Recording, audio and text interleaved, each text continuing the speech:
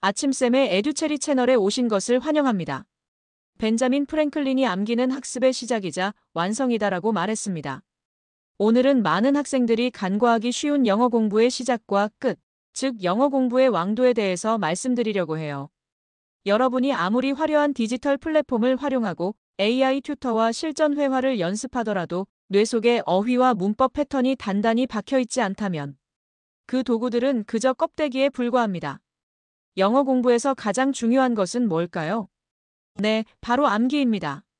바야흐로 인공지능이 활짝 꼽힌 시대에 화상영어, 챗봇 회화, VR, AR 콘텐츠 같은 최신 기술은 영어 공부를 이전보다 훨씬 더 다채롭고 재미있게 만들어줍니다.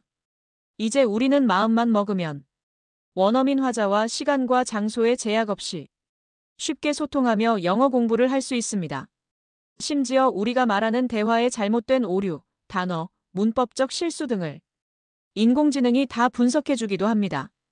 영어 공부하기에 정말 좋고 편한 세상이 도래한 것이죠. 그런데 저는 우려되는 점이 있어요. 많은 학생들과 학부모님들이 이 점을 꼭 기억하셨으면 해요. 디지털 기기를 통해 영어를 말하고 듣고 쓰는 경험이 분명 중요하지만 그 앞에 반드시 선행되어야 할 것은 말할 재료를 뇌 속에 싸는 일입니다. 그리고 그 말의 재료를 싸는 과정을 우리는 암기와 반복이라고 부릅니다. 암기와 반복, 정말 지루하고 재미없을 것이라 예상되시죠? 맞습니다. 언어 공부는 사실 별거 없는 그 방법, 즉 매일 외우고 반복해서 익히고 다시 외운 것을 말해보는 과정이 전부입니다. 그렇게 차곡차곡 쌓은 단어와 언어의 지식이 머릿속에 흘러넘쳐야 비로소 말로, 글로 언어가 출력되는 것이죠. 옥스퍼드 영어사전의 상위 3,000개 단어와 핵심 12가지 문법 패턴만 정확히 암기해 두어도 여러분은 전체 텍스트의 95% 이상을 이해하고 스스로 문장을 만들어낼 수 있습니다. 반복 학습 없이 유창한 회화나 글쓰기를 시도하면 작은 오탈자 하나에도 발이 묶이고 복잡한 문장에는 금세 당황하게 됩니다. 우리 애는 왜 영어 글쓰기를 못할까? 우리 애는 왜 영어 말하기를 못할까? 이유는 심플합니다. 첫째, 공부를 많이 안 해서 그렇습니다. 알고 있는 단어와 문법의 양이 적어서 문장을 구성할 수 없고 말이 나오지 않습니다. 두 번째, 알고 있는 지식을 꺼내어 써보는 연습을 안 해봤기 때문입니다. 즉, 자꾸 영어로 글을 써보고 자꾸 영어로 말을 하는 연습이 부족했기 때문입니다. 그런데 암기와 연습은 사실 시간과 엉덩이 힘으로 진득하게 버티면서 해내야 하는, 말하자면 좀 지루하고 고통스러운 과정을 동반합니다. 그런 고통 없이 저절로 영어가, 그리고 한 언어가 내 안에 확립되기란 거의 불가능에 가깝습니다. 물론 엄마표 영어처럼 아이에게 어렸을 때부터 많은 영어 소리를 들려주고 책을 읽어주면서 영어의 감각을 심어주는 것도 너무 좋습니다. 하지만 심지어 원어민들조차도 영어 단어를 암기한다는 사실 아시나요? 우리도 한글에 모르는 단어가 나오면 사전을 찾아보지 않나요? 한글도 어려운 한자어로 된 말들은 생소하고 낯설어서 뜻을 유추할 수 없는 것이 있습니다. 모르는 단어가 나오면 우리는 사전을 찾아 그 뜻을 익히고 단어를 외웁니다. 영어도 마찬가지예요. 처음 배우는 당연히 그 뜻을 완벽하게 추론할 수 없습니다. 그렇다면 단어가 사용된 예문을 통해 단어를 익히고 암기를 해야 합니다. 그리고 암기한 것을 테스트해서 실제로 외웠는지 안 외웠는지 테스트하는 과정도 필요합니다. 그런데 영어 듣기도 충분히 했고 영어책도 많이 읽었는데 영어가 왜 늘지 않느냐고 걱정을 하시는 분들 있으시다면 점검해 보세요. 우리 아이가 책상에 앉아서 영단어에 혹은 문법에 하나하나 눈을 맞춰가며 입으로 중얼거리며 그 언어를 외우고 익히는 지루하지만 필요한 그 과정을 거쳤는지를요. 이제 어떻게 영어 공부를 해야 할지 알려드릴게요. 첫째, 자주 반복하세요. 에빙하우스의 망각 곡선 연구가 보여주었듯이 배운 내용을 20분 후에 40% 이상 잊고 하루 후에는 60% 이상을 잊어버립니다. 하지만 같은 정보를 일정한 간격으로 다시 학습하면 망각 곡선은 가파르게 떨어지지 않고 완만해집니다. 둘째, 학원이나 선생님에게 의존하지 말고 스스로 규칙을 정해서 단어와 문법 외운 것을 테스트해 보세요.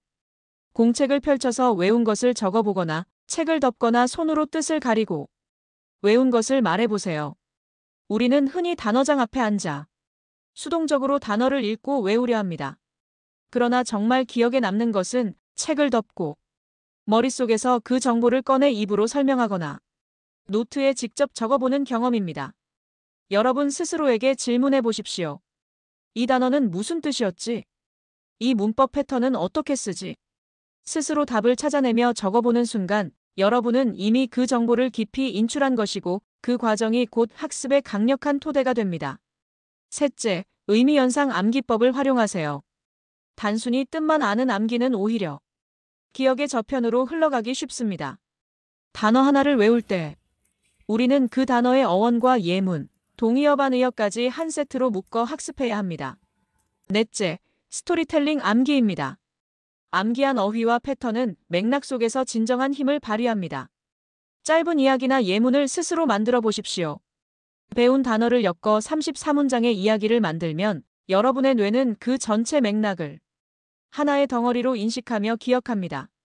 반복해서 이야기해보고 친구나 학습 파트너에게 들려주면서 뇌 속에 단단히 새겨두세요. 다섯째, 외운 것을 꺼내어보는 연습을 하세요. 암기한 내용을 머릿속에만 담아두지 말고 반드시 말하거나 써보아야 합니다. 매일 5문장 일기를 쓰고 2분 스피치로 녹음해 보십시오. 외운 것을 머리 밖으로 자꾸만 꺼내십시오. 그러면 여러분의 뇌는 이 내용을 내가 직접 사용한다고 판단해 기억을 더욱 견고히 해줍니다. 이 모든 과정은 분명 쉽지 않습니다. 손목이 저릴 정도로 단어를 반복해서 쓰고 머리가 터질 듯 외웠던 패턴이 사라질 때의 좌절감을 경험하게 될 것입니다. 그러나 이 고통의 시간이 쌓일수록 여러분의 영어 실력은 한층 단단해집니다. 그런데 세상에 공짜로 얻어지는 건 없어요. 하물며 살아본 적도 없는 다른 나라의 새로운 언어를 배우는 일인데 쉬울 리가 있나요? 이제 저는 여러분께 마지막으로 4단계의 실천 계획을 드리고자 합니다. 첫째, 오늘 당장 단어장을 만들어 보십시오. 둘째, 매일 20분 동안 암기에 집중하고 예문을 작성해 보세요. 예문은 사전을 보고 내 손으로 직접 베껴 적으세요. 셋째, 하루 3차례 1분씩 머릿속에서 암기한 단어와 표현을 말로 꺼내 설명해 보십시오. 넷째, 매일 5문장 일기 쓰기와 2분 말하기 연습 통해 정보를 생산하는 연습을 멈추지 마십시오. 여러분, 명심하십시오. 사용하지 않으면 있습니다. AI 시대의 편리함에 잠시 자리를 내주더라도 여러분의 뇌 속에 견고히 박힌 어휘와 문법 패턴만큼은 어떠한 기술보다 빛나는 무기가 됩니다. 오늘부터 여러분의 암기 여정을 시작하십시오. 그 고통과 수고가 모여 여러분을 진정한 영어 고수로 만들어줄 것입니다. 체리 온 더 탑. 다음 시간에 또 만나요.